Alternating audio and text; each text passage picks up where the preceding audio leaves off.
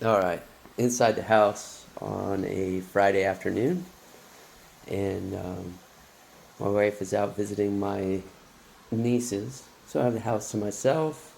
Got a little surf in this morning, caught the tail end of that pretty epic south swell.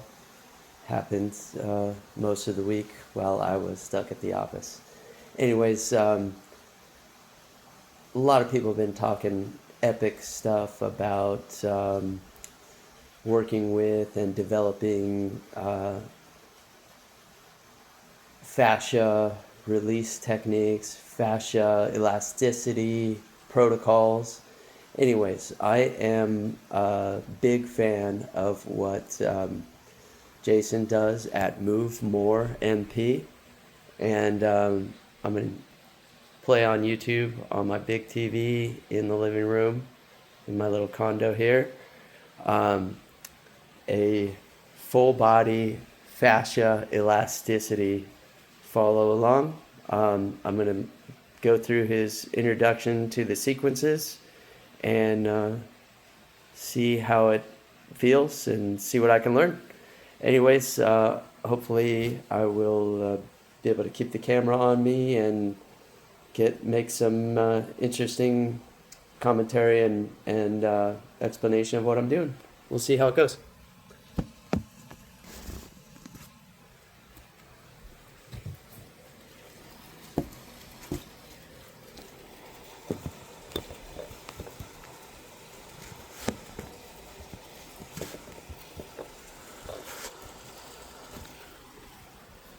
I'm trying to find a good place to put the phone so it actually records and has a decent angle.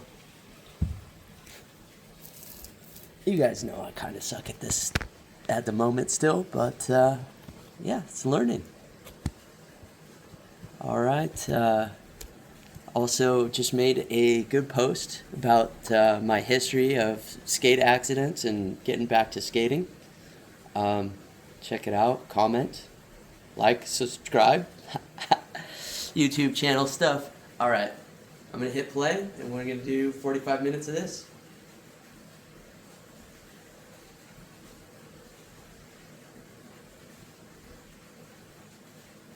Follow along with me as we take an in-focus look at this fascial lines elasticity sequence. One of the main practices here is going to be precisely eliciting the elastic recoil everywhere in the body. It's a natural phenomenon that we'll see, for example, most clearly in athletic context, jumping and also throwing, kicking. But it also exists in my finger here as I spring it backwards and forwards. So it's something that can be elicited and created. And with this comes the possibility to produce and transmit a lot of force. So it's very integral on this kind of macro scale when we're being very explosive through space, and also on the micro level in terms of everyday movements like walking. So we're going to go through all the main lines of the body. So these include, for example, the long diagonal lines which stretch from the foot or the tip of the toe all the way to the finger, crossing the body, the lateral lines, as well as kind of the long lines on the back and front of the body. But at the same time, we also will look at some shorter lines, for example, lines of the arms of what we call the longer or the shorter chest, incorporating the arms, and also across the back and other things too. So there'll be two variations of this sequence. One is a bit more concise and still comprehensive, and the other one will go into a little bit more detail, focusing on more lines of the upper and the lower body.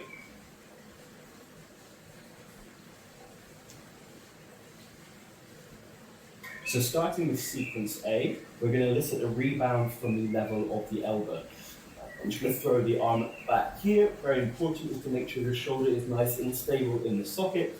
And I'm feeling this elastic recoil through the back of the triceps here, breaking at the elbow and even going all the way down through the wrists into the fingers, and I'm getting this nice whip back. I just give my attention up to that side. I can switch to the other side.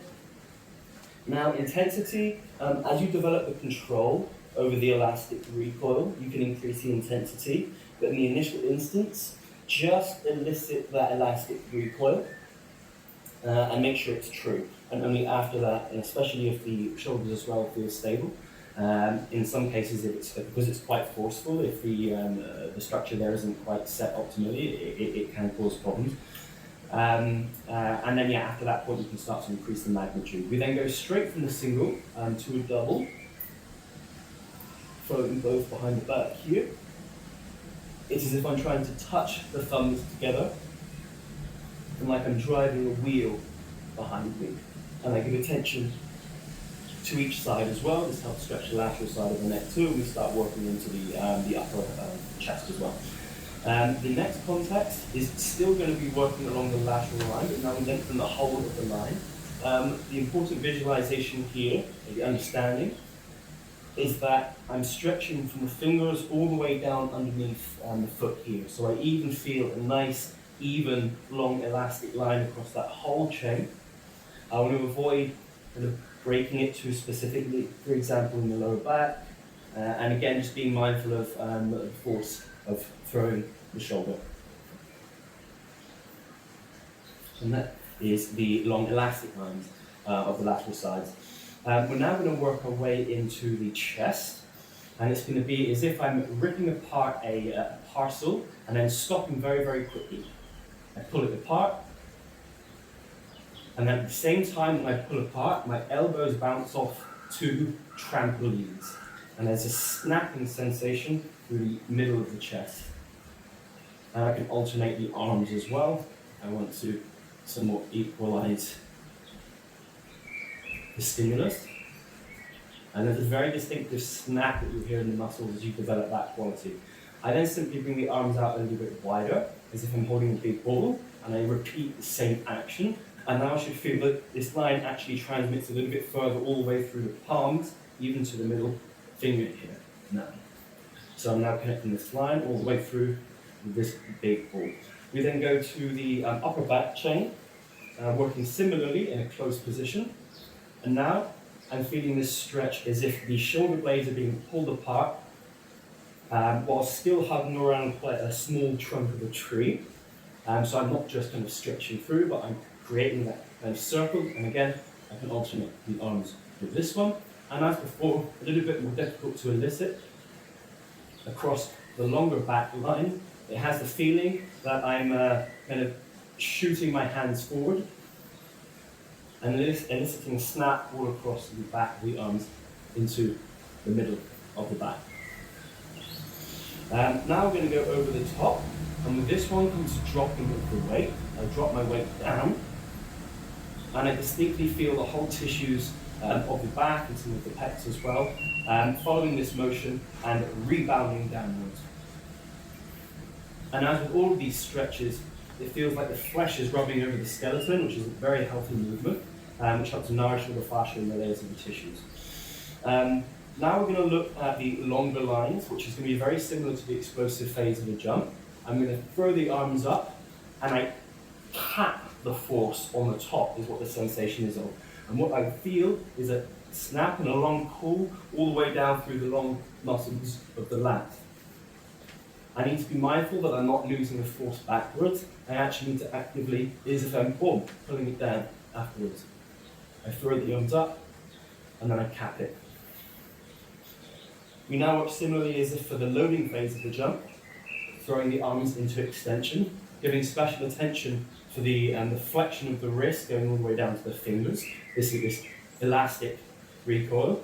And notice this, I'm kind of combining it with this upward drive at the same time, and just eliciting that in shoulder extension. Once again, in this position, do just be mindful for the shoulders, there's a lot of force there. Now we're going to start looking at some of these more kind of localized cross lines, which do transmit through the entire body. I take a staggered stance, I like a square, with one foot on the other side of the square. I sink myself, and as if throwing a bucket of water over the shoulder. Again, I don't need to be too forceful. If it's too short, I do get a similar sensation, but I can lengthen this, and ideally we want to lengthen this. So actually, this, I feel this wrap all the way down through here, all the way back around and even down to this leg. From this position, I feel the stretch coming on this side actually, as it spirals down there. I go then down to the other side, to the lower part, and again, chopping again, I feel this now in through the back of the shoulder, all the way down the back into this leg. And then low on the other side. And again, I feel this through the shoulder, up here, all the way down to this leg as well, being grounded. And back up over the other shoulder here. I'm going to hop into my other stance, and I do the same on the other side. Now, when we're actually working with this routine, you're going to be doing a lot less reps. These ones, for example, may just be 3 reps, but if you do want to study it a little bit more, you can do 5 or even 10. But just be mindful of the magnitude of the force that you're using. I forgot it on the first side, but as soon as we do these 4 points, then we connect those points pumping from the ground. There is a slight coordination here. It's essentially a double infinity or figure 8. And I'm just going to do it on the other side because I missed it. But I would do each of those corners and then connect the corners from here. And lastly, for the upper body, leading into the posterior chain, rather than bending and hinging at the legs and getting all the length from the legs, I'm going to flex the knees slightly and open up the lower back. I feel like a turtle. In this position, I let the head hang, and it stretches all the way to the crown of the head here. And just with the weight of the arms, I just pump from the ground, and I feel a lot more of an equalized stretch. It also loads a little bit more in the lumbar spine, which is where we want to elicit some of the elasticity from here. Also through the neck. Boom, boom, boom, boom, boom. Perfect. Let's bring ourselves up now and work the lines of the legs incorporating the arms. We're going to start on the ipsilateral side, touching the same foot with the same side hand from here. Now with the other arm, I'm always going to keep in mind that I'm creating a line from this arm to the other arm, and also the next one we do as well. So there's actually 2 lines being created here. One is between the arms, or if we think of just a single line, it takes a deviation from here and then it shoots down this side. So the line is open kinetic chain on these 2 sides. Okay, I close to the side. This leg must stay straight. If we flex it, then we lose the elasticity from the lower leg. So if you have to touch higher up the knee, this is much better than trying to touch the toes and finding yourself cramped down. Okay, create this nice long line through the hand. Root down with the standing leg and feel yourself pull tall. Switching to the other side. And again with these, once you have the quality of routine we're looking for, the elasticity, 5 will be enough. Just one last note with this. Very important is that in order to equalize the extension through the whole chain here, and we're not missing any parts out or focusing the energy too much in one place, it's quite especially the hip we want to open here. So what can happen sometimes is we touch and we just flex at the knee, and this is just knee flexion. But rather I want to open that hip back here without going into my lower back, which also localizes the forces too much, so nice and evenly spread. We now go from the ipsilateral to the contralateral. So again, from here, I create this line also between the arms, as well as the leg. Kicking the ball behind me, so I'm hopping forward. And again, 5 or 10 here, and the other side. Now, it's also possible, if you want to increase the intensity, to do some of these back to back. So for example, I can go straight from the ipsilateral and then go to the contralateral. But quality, first of all, is the main thing, so don't tire yourself out too much so that it breaks down. Now we go to the frontal plane. We look at the sagittal plane and the diagonal plane. We're now going to look at the leg swinging in front of the body. Now, first of all, it's very important that we keep this leg in the frontal plane, which means it's cutting directly left and the right at 180 degrees angle. In order to achieve this, I'm going to internally, externally rotate. I feel the weight of the leg at the bottom.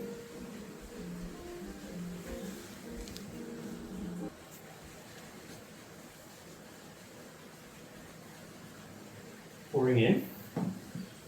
And this is perfect, first of all. The only thing I'm going to do is combine it with a crossing of the arms and then an opening. Crossing, opening. Also, is almost as if I start to feel this bow around my back from the arms, similar to the legs as they cross as well. Ultimately, I want to start to increase the height of this whilst not losing any of the elastic quality. and go through the other side. I knew I was going to hit the tree, so I'll save its leaves. Now I'm kicking the fence. This is great, isn't it? Perfect. So I'm driving down through the floor with this leg, keeping a vertical axis and feeling the ground reaction force and drive back into my structure to sustain it, whilst also trying to remain nice and grounded. From the cross, from the both arms, we're now going to go into an opposite swing with the arms, both arms to the body. And now this is going to elicit a lot more of a twisting sensation, eliciting this whole serape system that kind of binds us around in this bow-like shape. Again, opposite arms to the leg. The sensation here is almost like I'm swinging 2 bags of shopping in front of me, or if you want to be more gym-like, one of those logs filled with water that you can use, which can be very, very useful. So, and that's what concerns the front of the legs. Now we're going to work with a figure 8 shape. Again, drawing as high and as wide as possible without flexing at the level of the knee. So if it's possible, go up here, that's absolutely fine. Likewise, if it's only here, this is no problem too. And I switch directions. And again, if I need to switch legs between directions to maintain quality, this is also preferred. As much as possible, try to keep the standing foot quiet. As you can see, it's not so easy. Switch to the other leg.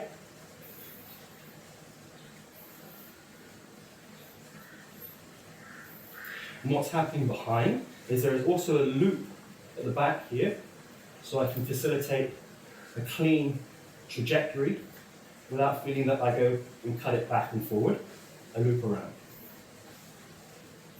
Again, 5 or 10 in each direction for the legs.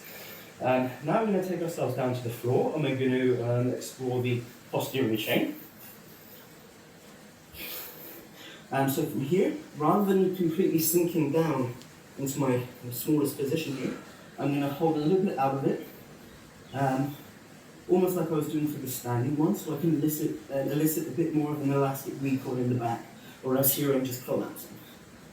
Go for 10 or so, and then I'm going to alternate, feeling that slight angular adjustment. Now straight from here, exactly the same thing, rather than collapsing into my deepest pipe, I maintain a little bit of tension so that I can get an elastic recoil. And I pulsate, and I am slightly pushing with my head against the floor, both to create this and to connect this movement all the way to the head. And again here, I can go into the butterflies, and bring myself up. And now I'm just going to do a grounded stop. So I can just start here, dropping the hips. Most importantly is that I use the whole front side of the body and spreading the tension evenly to create this elastic rebound rather than just breaking in the knees here or just kind of going a bit too slow to get the elastic quality. You can start to lift the feet if you would like the greater intensity, and you can also work with the full stop. A few more repetitions for these, 10 to 20 or so. From here. Wiggle your way in just for a moment, and then with the weight of the head as well, connecting it all the way up to the crown from the heels. Knees straight, then lift the elastic rebound. Again, I don't have to be pulling into my deepest range, I just want to get the elastic recoil. Coming up towards the end from the knees, I shift the hips forward powerfully, boom, and I open like a star. You can see the force even brings me almost up onto my knees. And I'm also connecting this diagonal line through the arms too. It must be powerful, or else the elastic quality like this isn't there. I need to give it that good hip thrust. Bring ourselves up. Now we can hinge at the hip, use the weight of the head, of course, just as low as you find yourself. You can use the weight of the head and also with the arms as well. Just relax through the neck so that it aligns with gravity. And again, 20 or so of these quick pulses. And lastly, we repeat the same exercise, the exploding star that was in the knees, but now we're standing. Boom. It's almost like my body wants to propel itself off the edge of the terrace, connecting that all the way through. Perfect. So, just as mentioned, during the sequence, the general amount of repetitions once the sequence has been learned can be as little as 5 repetitions if they're quality repetitions. And during the learning phases, maybe up to 10 repetitions, and just keeping the intensity a little bit lower. Okay? So enjoy that elasticity sequence, and then we'll look at sequence B.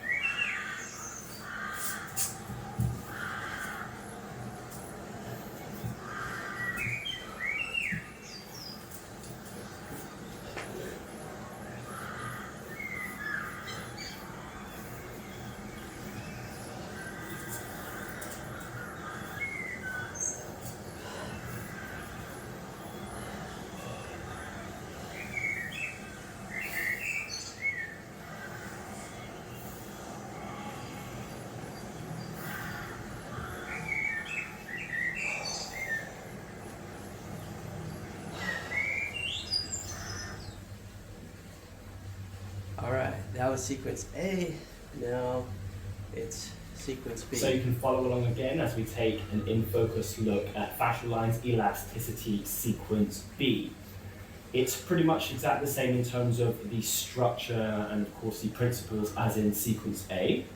The only difference is that it has a few more forms and exercises interjected, which makes it basically a little bit more comprehensive. Mainly we'll be looking at a few extra lines of the upper body, also kind of exploring the back a little bit more as well, and some more of the kind of shorter and longer lines of the chest and the upper back. And we're also going to interject specifically a few more lower body leg contacts to elicit the elasticity, which will help to express a little bit more also the rotation in the hips with some new patterns. You can move into the sequence essentially once you feel that you're becoming proficient with the contacts already in sequence A, and if you want to explore something a little bit more expansive. But also at the same time, if you've been working in sequence A for a long time and you're becoming proficient, you'll generally be reducing the repetitions, because if you can just elicit a quality elastic response in 5 repetitions or even 3, that's perfect. So it might just be the case that you move on to sequence B and to bulk it out just a little bit more and have kind of a nice comprehensive sequence in terms of volume and the content. So the first main new contacts we're going to work with are the chest and back lines. So I'm going to drop my arm in the frontal plane here, just with the weight of the arm. And when it reaches towards horizontal, I'm going to snap back through the elbow, and I'm going to work for alternating repetitions between the arms.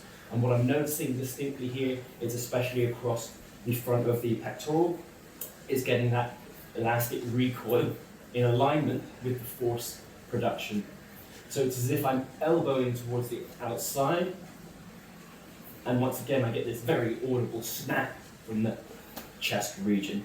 From here, we're going to work with the elbow across the body, combined with a sharp exhale, which helps tighten the structure. And I try to cut all the way across the body rather than keeping it too short. And here I'm going to be feeling that elastic stretch all the way across this kind of diagonal line into the opposite side, oblique essentially, and notably through the lower back too. It's changing. I take a slightly square stance, so I'm essentially slightly contralateral.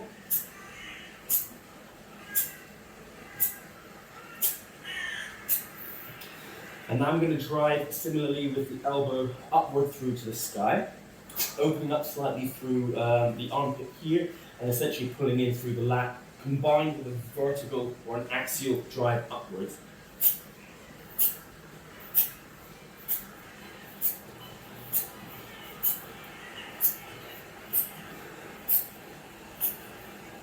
Noticing this also pulling through the chest as well, and opening through the ribs too. And so from here, we're going to go essentially into the familiar short chest line, snapping outwards, as if ripping a package open, and banging the elbows against drums or trampolines. And I go to the longer chest line.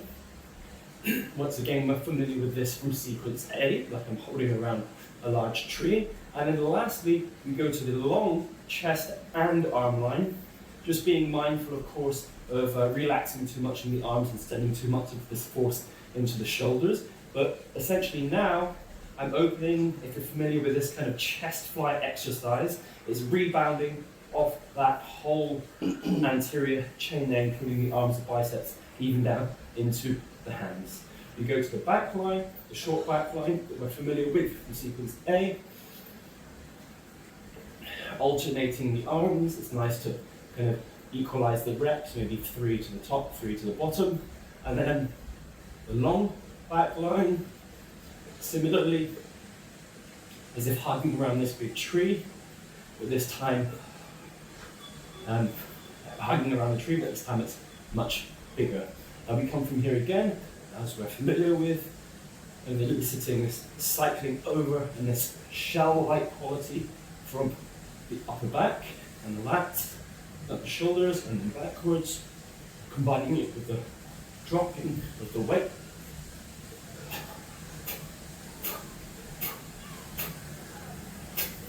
Okay, And then we can come into this kind of long shell, using the weight of the arms and the head.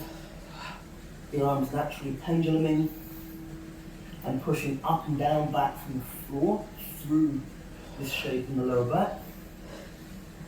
I can bring myself up, and as before, sequence A, and capping the force on top of the explosion phase of the jump, and then from there into shoulder extension. Again, pumping from the ground, eliciting the elastic recoil across the front of the arms, all the way through the wrists and into the fingertips.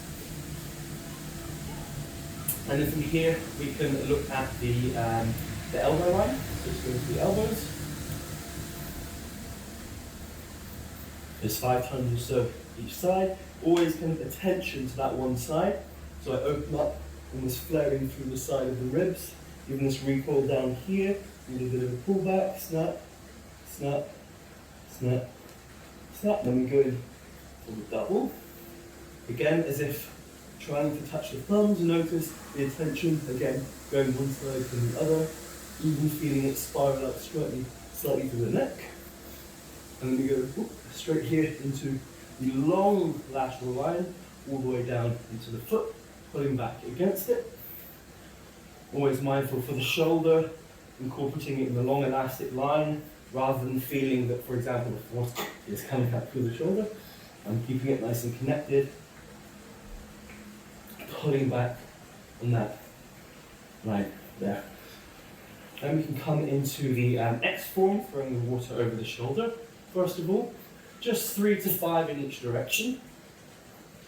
Crossing down. Then crossing down to the other side. I really just need to kind of illuminate this line. I don't really need to forcefully throw in that end range. Just eliciting it, nourishing that line, connecting, pumping from the ground now, connecting the 4 points in the double infinity or figure 8, using that to switch stance. And again, just working freeze this time, being nice and concise. Pumping through the legs, pumping through the legs. Good, and now we go into the legs. Shifting the weight onto the one side, rooting down, feeling the ground reaction force, rising up like a fountain, sustaining my structure. And then we work the ipsilateral, long line from the arm to the leg, 5 times or so. Then we go to the contralateral. And as you can see, maybe in sequence A, I was taking the time to switch sides. But if I'm feeling more proficient with my balance, etc., and then I can just work directly, for example, from the ipsilateral here into the contralateral. So I'll find myself doing about 10 repetitions with these 2, 5 each, without taking that rest as before. And always remembering to incorporate the arm lines with these leg lines as well, for that more kind of global shape that we're looking for. Working now into the frontal plane. So crossing the arms, pushing down through the floor with the foot, feeling the force coming up back in, and switching the arms and leg in opposite directions. Working across the side.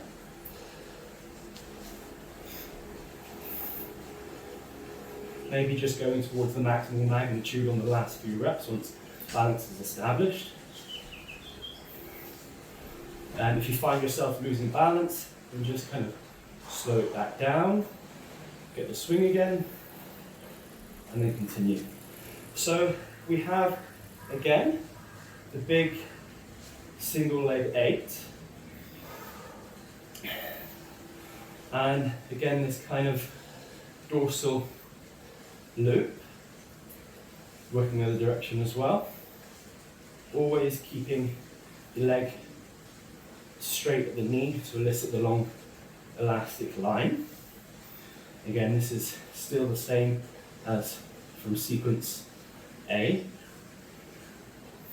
As we mentioned there as well, where necessary, keep it lower so that the elastic line can be sustained all the way through the leg without kind of breaking the radius of the knee. Next, the addition to the legs, we're going to work with to the back, the dorsal loop, and to the front, this is going to lead into a whip of the leg in a circle. Now, here, I can work with guiding through the ball of the foot. I lift the knee just above the hip line, but ensuring that I'm not bringing too much tension into it. Because what I want to feel is that the head of the femur is allowed to rotate naturally inside the hip joint. If I slow this down, I'm quite deliberately externally rotating, internally rotating here. And it creates this cream whip to the front, and then we combine it with the dorsal loop.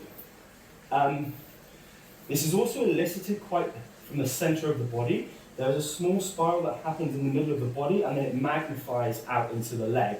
So just ensure it's not kind of just isolating it to the leg. It will take some practice, and of course we can plug this out as an exercise to itself. We also do the other direction. So of course this side I start internally and out, and I'm in the other direction. This is also familiar from the single leg eights. And ultimately we're looking for a smooth clean trajectory. If you're still unclear about the pattern, there's the dorsal loop to the back, it comes to the front, continues in a circle, then comes back again. So it's essentially an infinity figure eight, but to the front there is a circle which continues in the same direction. And then of course when I change sides, it repeats back in the other direction. It's like doing an extra loop at the front. And we repeat this again on the opposite leg. It will also be a case of catching the optimal time and moment of that rotation. Again, slowing it down. Boom.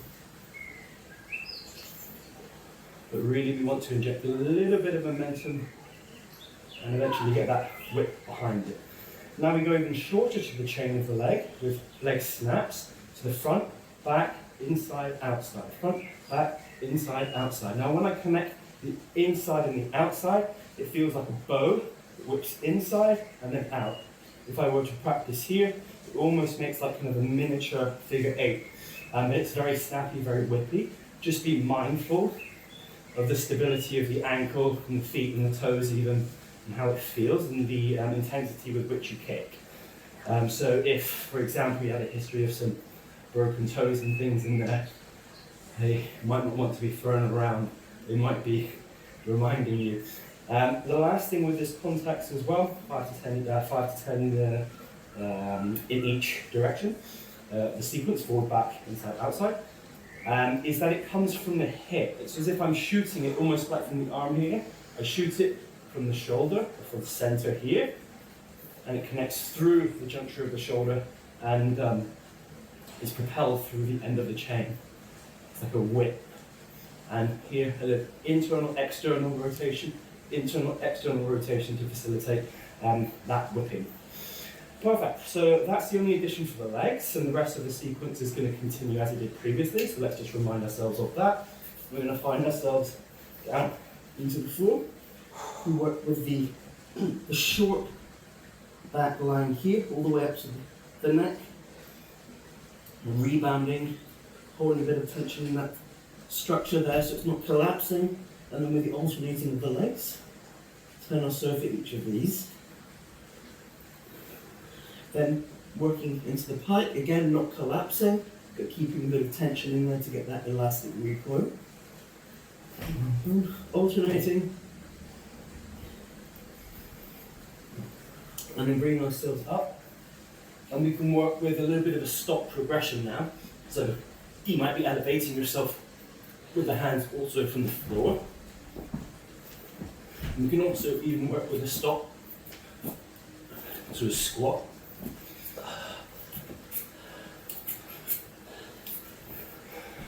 Now we're also going to add a side squat, side stop. So from here, from the squat position, I'm going to place my hand, jump to the side, and elicit an elastic recoil down the lateral side of the body. When I get that elastic recoil back, I'm going to drive it back into the middle. And generally, you're going to elicit the best elastic recoil if we place the side that's being stretched, this inside, creating that full length to stretch from, which means that this leg will be behind. Of course, from here, I'm not going to get the same elastic length as I am all the way down through here into this bottom leg because of the hip joint here. So when I'm bouncing towards the side, left leg here will go back, rebound, back in, rebound, back in, rebound, back in.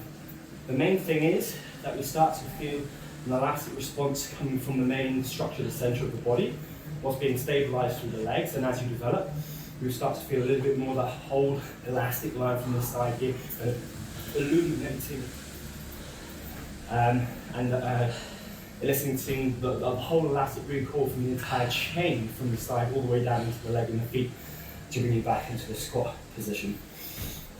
From here, we go into our seated pike.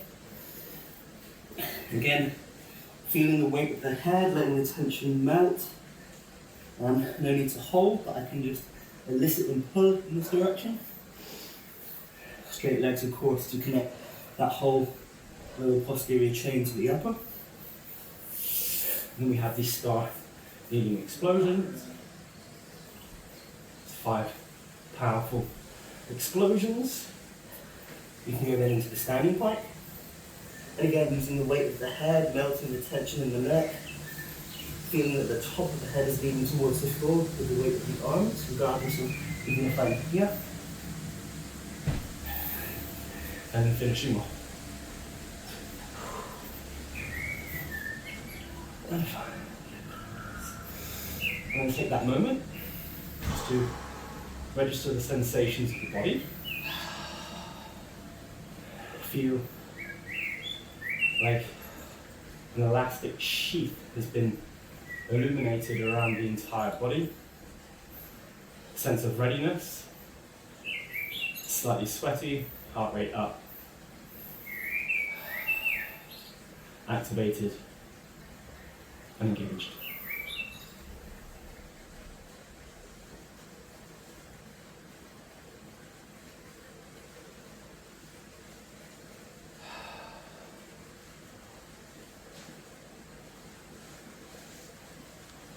All right, so his video, he'll go another 7 or 8 minutes and silently work through that second sequence. I'm going to stop now. It was quite a bit for me. It's hot today, sweating a bit. And there's a lot of coordination to learn on that one. It's pretty awesome in that it's quite challenging. Challenged my balance, challenged my coordination. Something I'll get into on the channel eventually is how messed up my right shoulder is. I could certainly feel it when I was doing anything on the shoulder elasticity on the right side, and especially behind the back. That was pretty killer. But most of those coordinations felt very uncoordinated. So there's a lot to learn, a lot of coordination to work on, and to my perspectives as I've been learning about protecting motor units and motor reserve for longevity, working on coordination and rhythm in any of these regards is going to be hugely beneficial. So I hope that you guys enjoyed this, and big thanks to Jason Round, who I have purchased several of his programs in the past. I hope he doesn't mind this follow along. But anyways, I will shout him out and say thank you. All right, bye.